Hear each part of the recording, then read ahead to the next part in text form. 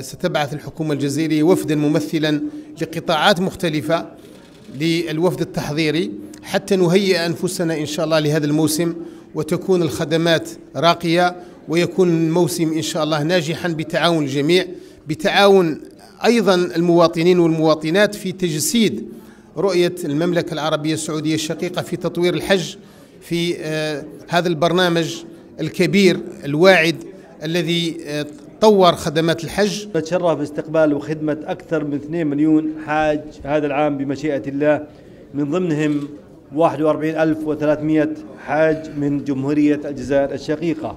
أيضا إتاحة أداء نسك العمرة للحاصلين على كافة أنواع التأشيرات. المقصود من يأتي بتأشيرة غير العمرة سواء للسياحة أو للزيارة بأي نوع كان، الآن يستطيعون أداء مناسك العمرة.